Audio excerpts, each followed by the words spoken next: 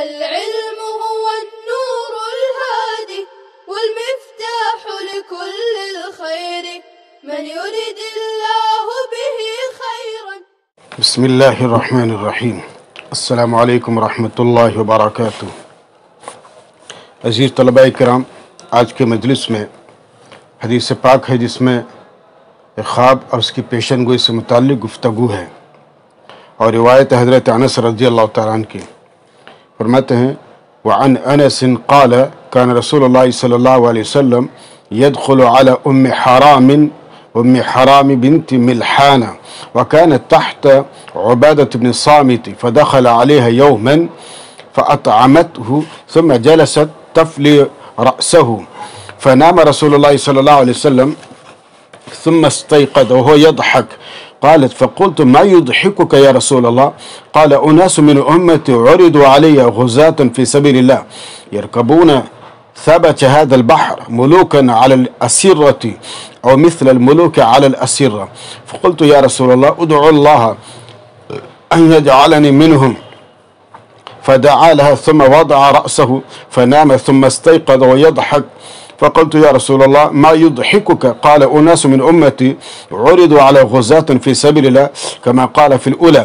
فقلت يا رسول الله ادعو الله أن يجعلني منهم. قال أنت من الأولين. فركبت أم حرام البحر في زمن معاوية فصرعت عن دابتها حين خرجت من البحر فهلكت. متفق علیہ. حضرت انس رضی اللہ تعالیٰ عنہ فرماتے ہیں کہ رسول اکرم صلی اللہ علیہ وسلم حضرت ام حرام بنت ملحان کے یہاں آ جایا کرتے تھے، جو حضرت عبادہ بن صامت رضی اللہ تعالیٰ عنہ کی بیوی تھیں. ایک دن حسب معمول اللہ کے نبی صلی اللہ علیہ وسلم ام حرام کے یہاں تشریف لائے تو ام حرام نے آپ کو کھانا کھلایا اور پھر آپ کے سر مبارک میں جوئیں دیکھنے بیٹھ گئیں. اس دوران آپ سو گئے. پھر کچھ ہی دیر بعد آپ ہنستے ہوئے بیدار ہو گئے. ام حرام نے بیان کیا کہ میں نے آپ صلی اللہ علیہ وسلم کو اس حالت میں ہنستے ہوئے دیکھا تو پوچھا کہ یا رسول اللہ آپ کو کس چیز نے ہنسایا؟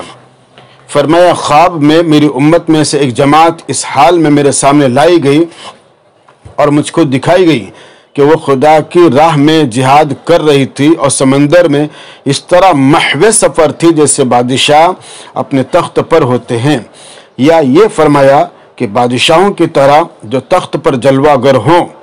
میں نے سن کر عرض کیا کہ رسول اللہ سے دعا کیجئے کہ ان مجاہدوں میں جو سمندر کے سینے کو چیرتے ہوئے خدا کی راہ میں جہاد کو نکلیں گے مجھ کو بھی شامل کر دے.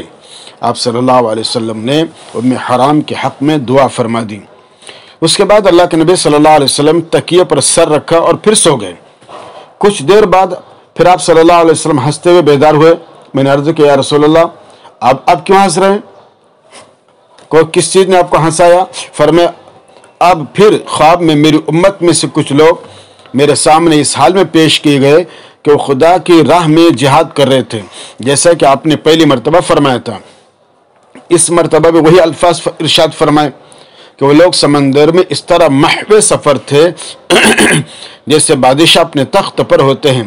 تو میں نے یہ سن کر اس مرتبہ پھر عرض کیا کہ یا رسول اللہ آپ اللہ سے دعا فرمائیے کہ وہ ان مجاہدوں میں مجھ کو بھی شامل کر دے.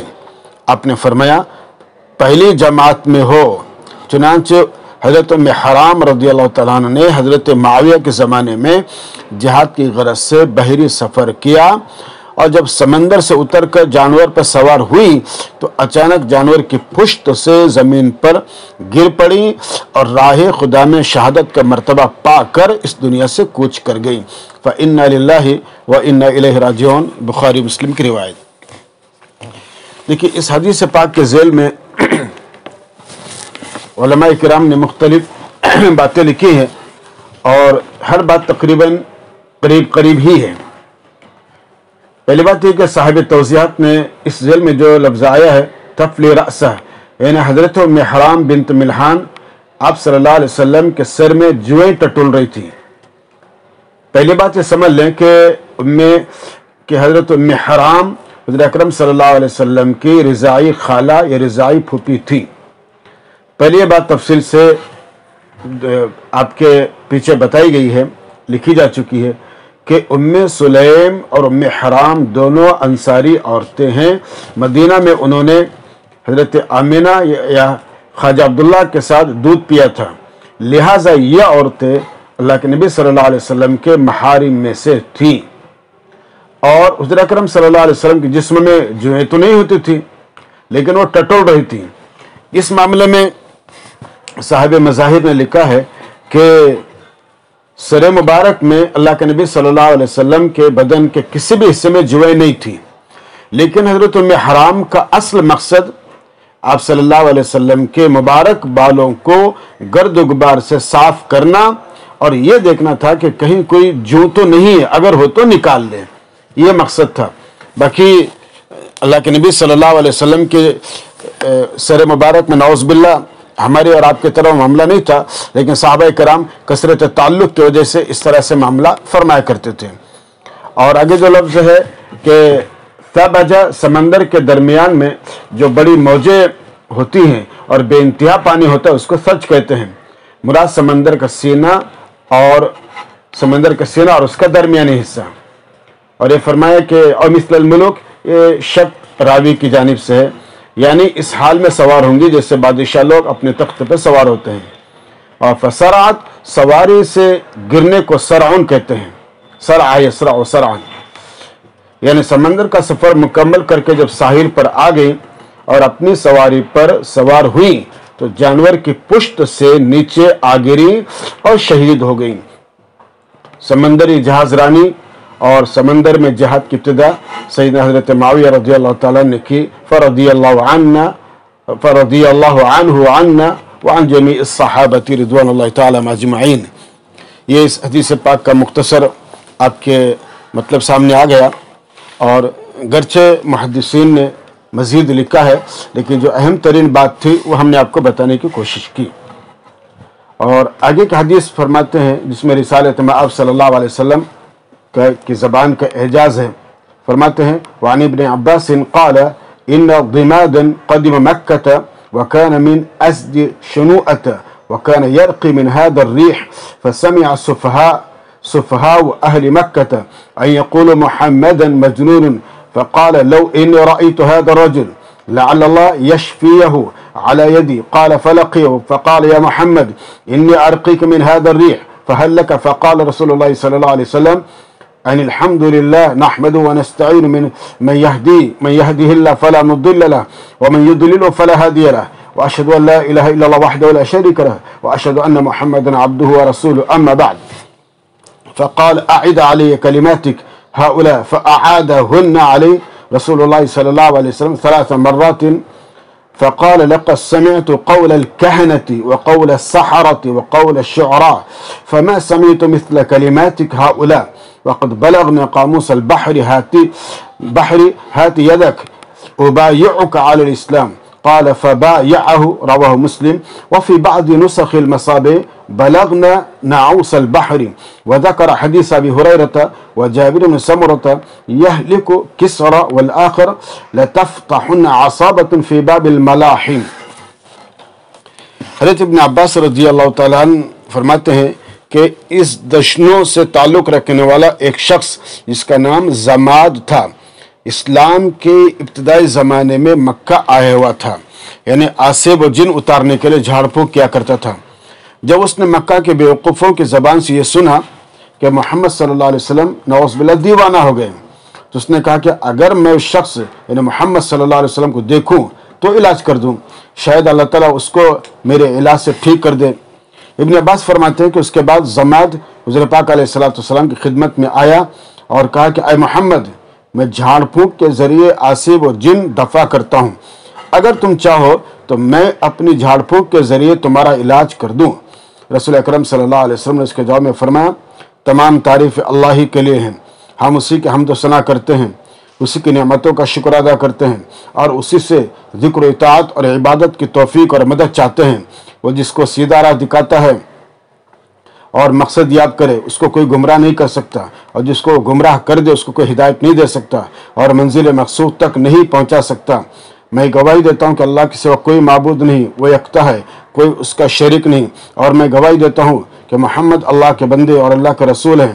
اس کے بعد ضماد یہاں تک سننے کے بعد بے ساختہ بولا کہ ان جملوں کو ایک مرتبہ پھر میرے سامنے ارشاد فرمائے۔ اللہ کے نبی صلی اللہ علیہ وسلم نے ان جملوں کو پھر ارشاد فرمایا اور 3 بار ارشاد فرمایا۔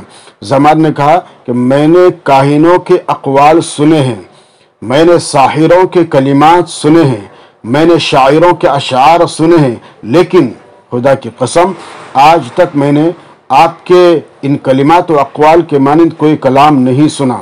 حقیقت تو یہ ہے کہ آپ صلی اللہ علیہ وسلم کے کلمات فصاحت و بلاغت اور تاثیر کے اعتبار سے دریا علم و کلام کی انتہائی گہرائیوں تک پہنچے ہوئے ہیں۔ لائیے اپنا ہاتھ بڑھائیے، میں آپ صلی اللہ علیہ وسلم کے دست مبارک پر اسلام کی بیعت کرتا ہوں۔ ابن عباس کہتے ہیں کہ ضماد نے اسی وقت آپ کے ہاتھ پر بیعت کی اور مسلمان ہو گیا۔ یہ مسلم شریف کی روایت۔ تو دیکھیے بچوں، اس حدیث پاک میں اللہ کے نبی صلی اللہ علیہ وسلم کے بلاغت اور آپ کے فصاحت اور کلام کی عمدگی بتانا مقصود ہے۔ مصابیح کے بعض نسخوں میں بلغنا کی جگہ بلغنا ہے اور قاموس البحر کی جگہ ناعوس البحر ہے، اور حضرت ابو ہریرہ کی روایت یہلک کسرا اور حضرت جابر بن سمرہ کی روایت لتفتحن عصابہ باب الملاحم نقل کی جا چکی ہے۔ ضماد ویسے تو داد کے زیر اور آخر میں دال کے ساتھ ضماد ہے، لیکن بعض حضرات نے اس نام کو آخر میں میم کے ساتھ یعنی ضمام نقل کیا ہے۔ اور شنوتن یمن کے ایک بہت بڑے قبیلے کا نام ہے، اور ازد اسی قبیلے کے ایک شاخ کو کہتے ہیں۔ تو ضماد اپنے وقت کا ایک بہت بڑا طبیب تھا اور علم کے میدان سے اچھا خاصا تعلق رکھتا تھا۔ عملیات، جھاڑ پھونک اس کا خاص فن اور پیشہ تھا۔ زمانے نبوت سے پہلے ہی آپ صلی اللہ علیہ وسلم سے اس کی شناسائی تھی، اسی لیے جب اعلان نبوت کے بعد وہ مکہ آیا اور بدباطن مشرکین مکہ کے عناد آمیز اور شر انگیز پروپیگنڈے کے ذریعے اس تک یہ بات پہنچی کہ نعوذ باللہ محمد صلی اللہ علیہ وسلم پر آسیب کا اثر ہے یا ان پر دیوانگی کا مرض غالب آ گیا ہے، جس کی وجہ سے وہ بہکے باتیں کرتے ہیں، تو اس نے اپنے پچھلے تعلق کی بنیاد پر از خود یا بزعم خود حضور پاک علیہ السلام کا علاج کرنے کا ارادہ ظاہر کیا اور آپ کی خدمت پہ پہنچ گیا۔ اللہ کے نبی صلی اللہ علیہ وسلم نے اس کے بعد سن کر یہ مناسب سمجھا کہ مخالفین اسلام کے بے سرپا پروپیگنڈے کے زیر اثر اس نے جو رائے قائم کی ہے اس کی تردید براہ راست نہ کی جائے، بلکہ اس کے سامنے خدا کا پیغام اور دین کی بات اس انداز اور پیرائی میں رکھی جائے کہ جس سے خود جان جائے کہ جس شخص کو بیوقوف دیوانہ یا عصب زدہ کہتے ہیں، در حقیقت اس کی کیا حقیقت ہے اور وہ کیا حیثیت رکھتا ہے اور عقل و دانائی کے کس مقام اور مرتبے پر فائز ہے۔ چنانچہ اللہ کے نبی صلی اللہ علیہ وسلم نے اس کے سامنے پند و نصیحت پر مشتمل خطبہ ارشاد کرنے کے لیے ابھی حمد و ثنا کے کلمات اور تمہیدی جملے ارشاد فرمائے تھے، اور اما بعد کہہ کر اصل خطبہ شروع کرنا چاہتے تھے کہ زبان رسالت کے اعجاز نے ضماد کو آگے کچھ اور سننے کی ضرورت ہی باقی نہیں رہنے دی۔ اس کو خطبے کے ان تمہیدی جملوں ہی سے اپنے دل و دماغ کی دنیا بدلتی محسوس ہونے لگی۔ اس نے درخواست کر کے بار بار ان الفاظ کو زبان رسالت سے سنا، اور جب اس کے دل و دماغ نے گواہی دے دی کہ یہ شخص نہ دیوانہ ہے اور نہ آسیب و جن کے زیر اثر ہے، بلکہ حقیقت میں خدا کا رسول اور پیغمبر ہے، اور اس کے بارے میں مخالفین و معاندین کا جو گمراہ کن پروپیگنڈا ہے اس کا اصل مقصد لوگوں کو اس شخص سے اور اس کی سچی باتوں سے دور رکھنا ہے۔ تو اس نے فوراً آپ صلی اللہ علیہ وسلم کے دست مبارک پر بیعت کر لی اور مسلمان ہو گیا۔ اس طرح ضماد رضی اللہ تعالیٰ عنہ کہلائے ان خوش نصیب صحابہ میں سے ہیں جنہیں ابتدائی اسلام ہی میں حلقہ بگوش ہونے کا شرف حاصل ہوا، رضی اللہ عنہ ورضوا عنہ۔ یہ 2 حدیثیں تھیں اس باب سے متعلق۔ اس مجلس میں ہم نے 2 حدیثیں پیش کی، اور انشاءاللہ بقیہ مجلس میں انشاءاللہ آگے کی حدیث پیش کرنے کی کوشش کریں گے۔